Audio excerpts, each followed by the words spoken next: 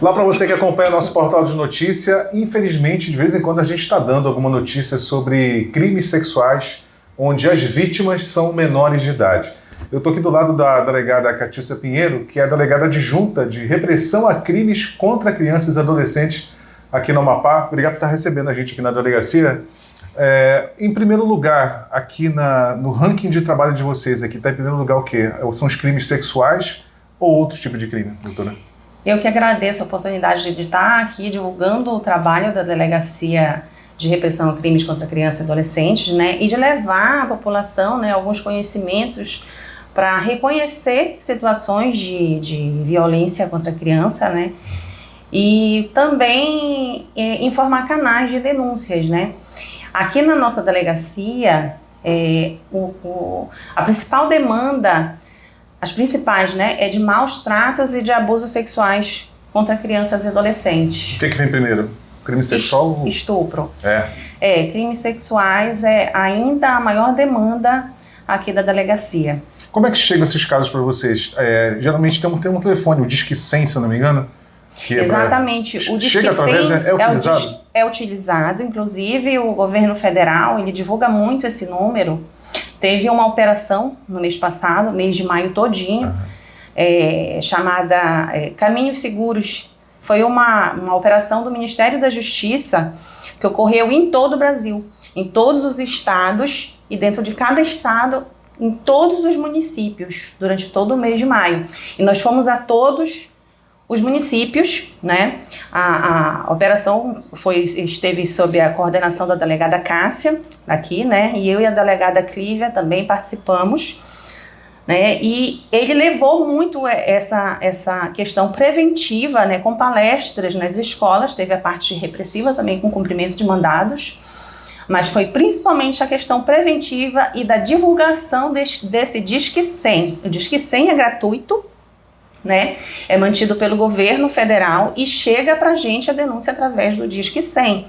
Inclusive, se a pessoa precisar se manter no anonimato por questões de medo de represálias, né?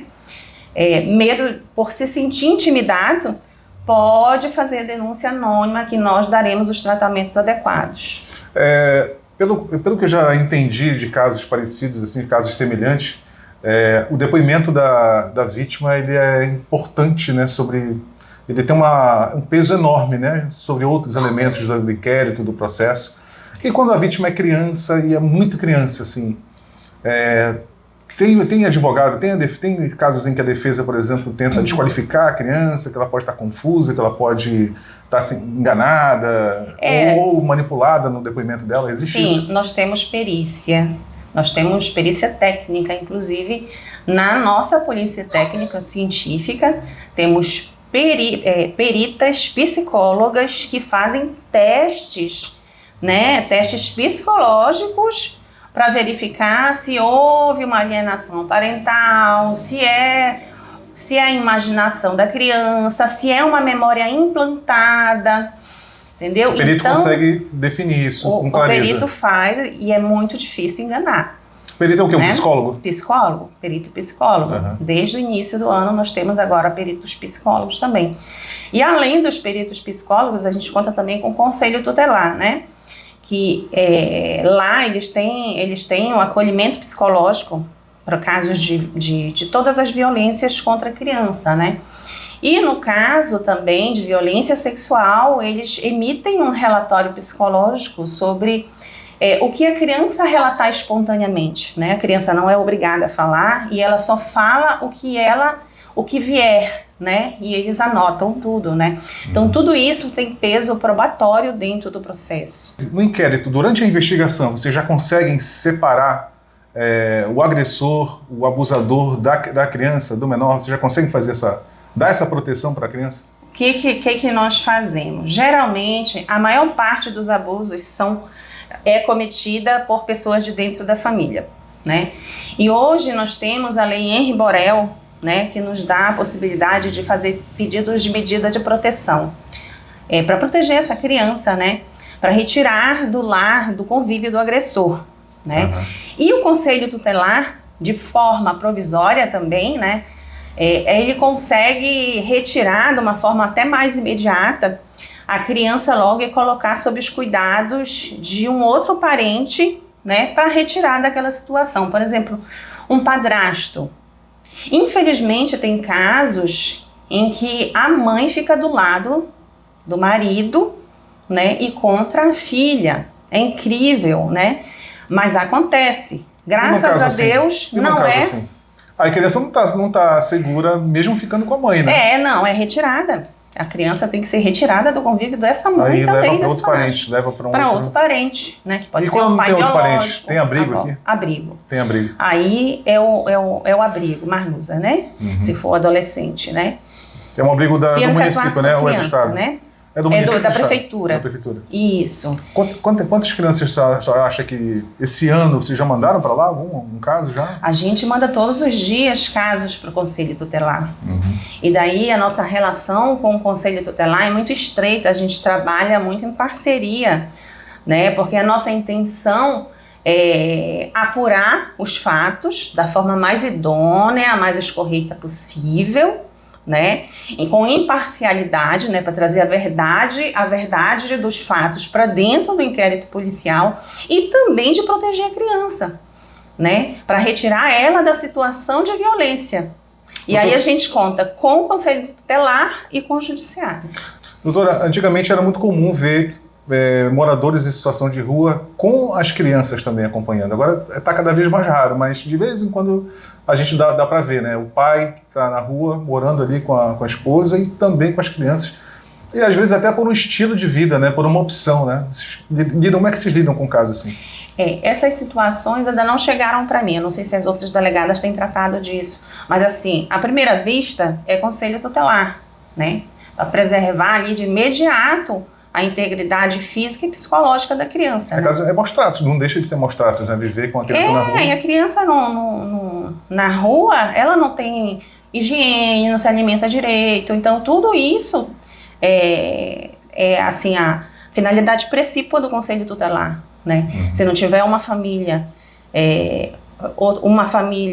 alguma rede de apoio familiar, um tio, uma avó que possa receber a criança, eles podem abrigar essas crianças também. Doutora, para finalizar, sem precisar citar o caso concreto, assim, mas qual foi um que tenha, só pode lembrar de um caso que tenha chamado muita atenção, que foi marcante para a senhora na sua carreira como policial?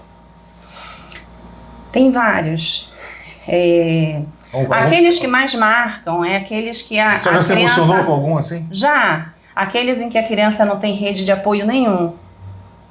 Não tem nada, não tem ninguém. Um tio... Além de ter sido praticamente abandonada pela mãe que prefere perdoar o marido e ficar contra a filha, né? Graças a Deus não é a maioria dos casos, é a minoria. Mas nesses casos, geralmente encontra algum familiar que apoia, que recebe, mas tem casos que não tem ninguém. Então, nesses casos, a gente sente, né? Porque aquela criança tá abandonada, não tem ninguém que esteja por ela, né? Só conta com os órgãos de proteção mesmo, realmente. E aí vai ser abrigada, né? Lembra de um caso aí que tenha marcado a senhora? Lembro.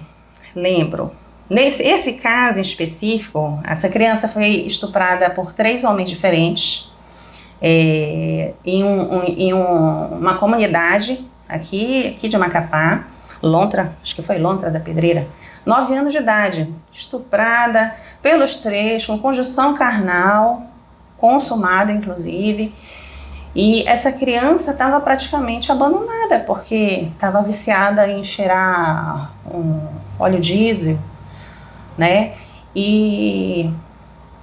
Mas nesse caso, graças a Deus, a mãe, né, que ela morava só com o pai, a mãe acolheu, deixou o marido, né, que o marido não queria aceitar a menina, então ela teve essa força de se desvincular daquele relacionamento para poder receber a filha, né, alugou um kitnet, e isso assim marcou, porque eu vi ali, esse é um tipo de mãe que a gente espera ver por aqui, né? Não que deixar o filho, né, largado no mundo, sem ninguém, né?